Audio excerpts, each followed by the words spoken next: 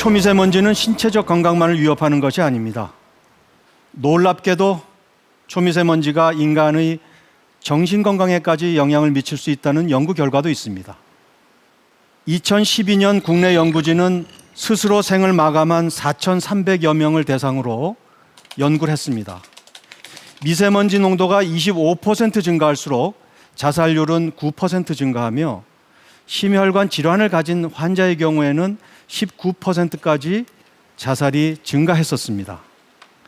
미세먼지는 중추신경계에 영향을 미쳐서 미세한 염증 반응을 유발하고 뇌에 작용하는 호르몬 분비를 억제하고 감소시킵니다. 이것이 우울증을 악화시키고 결국 자살률을 높일 수 있다는 겁니다. 물론 초미세먼지와 질병 간의 상관관계를 보다 정확하게 입증하기 위해서는 앞으로 더 많은 연구와 노력이 뒷받침돼야 할 것입니다.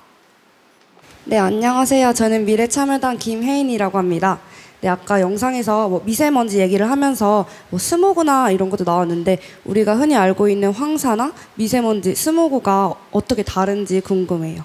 황사는 자연의 먼지입니다. 모래가 더 가늘어져서 날려오는 거고요. 미세먼지는 우리 인류가 만들어낸 먼지입니다. 발생도 다르고 건강 영향도 다릅니다. 따라서 관리 방법도 달라져야 됩니다.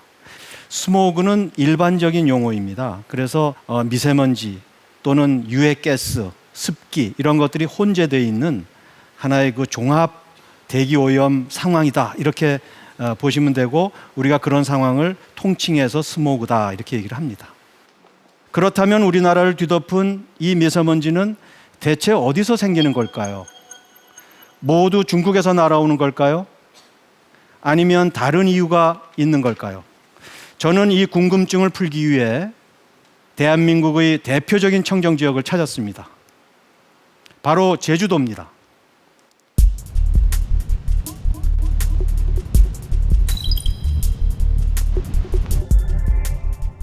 (4년) 전부터 미세먼지 관측을 시작한 대기오염 집중 관측소. 건물 옥상에서 채집된 미세먼지가 실린더를 타고 내려와 필터에 걸러진다. 이렇게 모인 미세먼지로 제주도의 미세먼지 농도가 측정된다.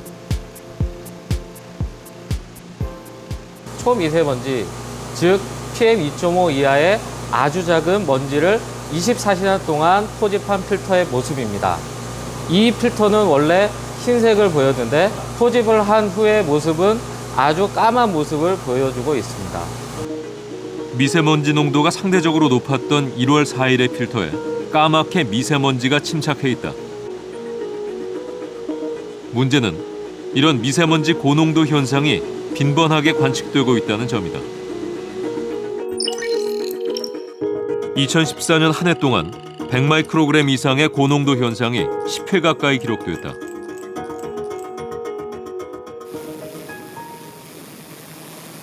자체 오염원이 적고 청정 지역으로 알려진 제주도조차 미세먼지로부터 자유로울 수 없었다.